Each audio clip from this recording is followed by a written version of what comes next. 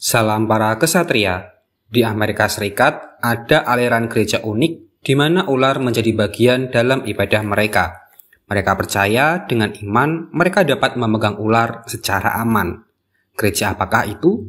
Yuk kita bahas bersama.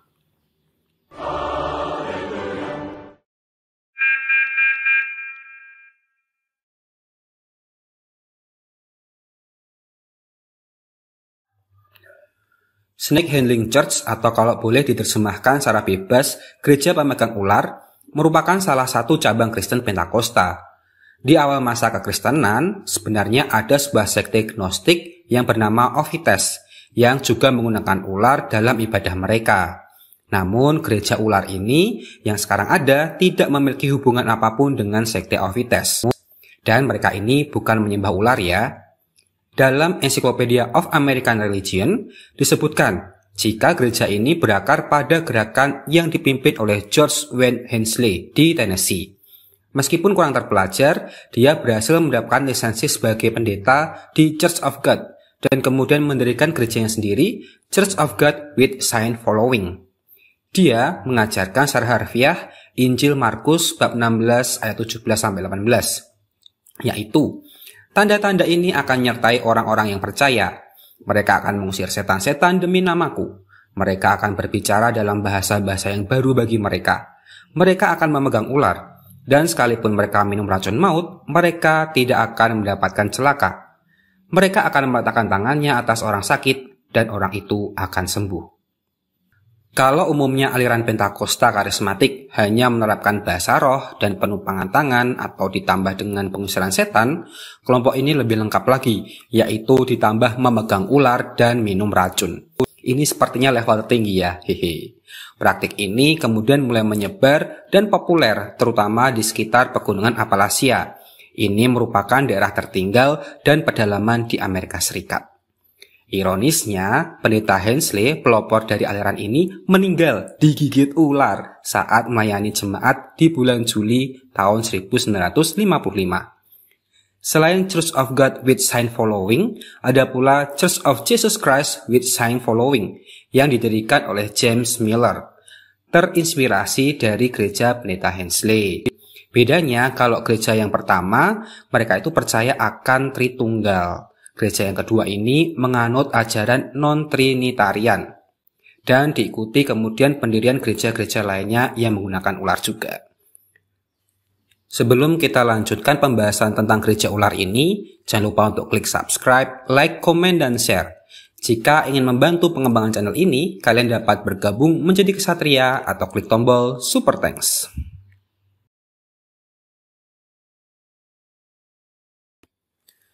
Mereka benar-benar mengimani kutipan Injil Markus tadi secara harfiah. Jadi dalam kepercayaan mereka, mampu menjinakkan ular berbisa adalah manifestasi iman sejati. Mereka percaya Roh Kudus akan melindungi orang beriman dari gigitan ular. Bahkan mereka percaya tubuh mereka kebal terhadap bisa dan racun. Dalam prakteknya, selain menggunakan ular, kadangkala mereka juga meminum racun, terutama jenis strychnine yang sering digunakan sebagai racun tikus. Bagaimana kalau tergigit ular? Mereka akan menolak pengobatan medis dan lebih memilih pengobatan spiritual. Sehingga ketika dibawa ke rumah sakit, biasanya sudah dalam keadaan kritis. Hal ini pula lah yang menyebabkan banyak pendeta aliran ini meninggal karena praktek mereka sendiri. Ironis ya. Contohnya, pendeta Hensley, sang pendiri, meninggal tahun 1955. Kemudian ada pendeta Mark Randall Walford yang juga meninggal karena digigit ular pada tahun 2012. Padahal, bapaknya yang juga pendeta aliran ini mengalami nasib yang sama, meninggal karena digigit ular. Contoh terakhir, ada pendeta Jamie Coates yang terkenal akan acara TV Snake Salvation, meninggal tahun 2014 karena gigitan ular derik. Nggak habis pikir loh, padahal korbannya juga banyak. Nah, ini gimana nih? Pendetanya ngajari kalau bisa pegang ular itu imannya tinggi, tapi malah mati karena digigit ular. Ini bagaimana? Praktik berbahaya ini sebenarnya sudah dilarang oleh pemerintah di beberapa negara bagian Amerika Serikat. Sebagian besar negara bagian di sekitar Appalachia, tempat gereja ini lahir, telah melarang ibadah menggunakan ular, kecuali negara bagian West Virginia. Hal ini disebabkan banyaknya insiden mematikan yang terjadi di gereja-gereja tersebut. Contohnya, pelarangan di negara bagian Georgia diterapkan akibat seorang anak berusia 7 tahun meninggal tergigit ular tahun 1941 saat beribadah.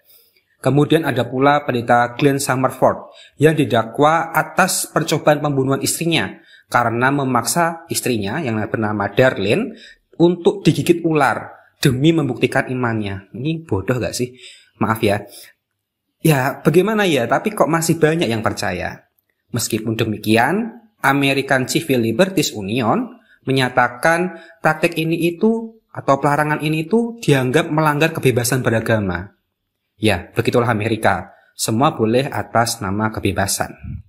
Dengan adanya larangan penggunaan ular dalam ibadah, jumlah gereja ular menurun tajam. Selain faktor larangan, penurunan umat juga disebabkan oleh migrasi, di mana daerah Appalachia ini kan termasuk daerah miskin. Jadi banyak jemaat yang pindah ke kota besar untuk memperbaiki nasib. Kemudian juga generasi muda gereja sadar akan bahaya praktik ini.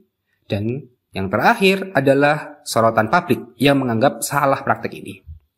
Pada akhirnya, gereja yang bertahan menjadi komunitas yang tertutup guna menghindari masalah hukum dan kritik publik. Unik juga gereja ular ini. Mereka seperti level up dari gereja karismatik di Indonesia. Hehehe. Oh iya, praktik ini jangan dilakukan ya. Jangan dijadikan ujian untuk membuktikan iman, karena ini tuh termasuk dosa gak sih? Mencobai Tuhan Allah. Cukup kita tahu saja ada praktek yang aneh gini. Atau kalian malah tertarik untuk mencoba di gereja kalian. Tulis di kolom komentar ya. Sekian video kali ini, terima kasih sudah menonton sampai selesai. Mohon maaf jika ada yang kurang berkenan. Sampai jumpa lagi di video lainnya. Salam.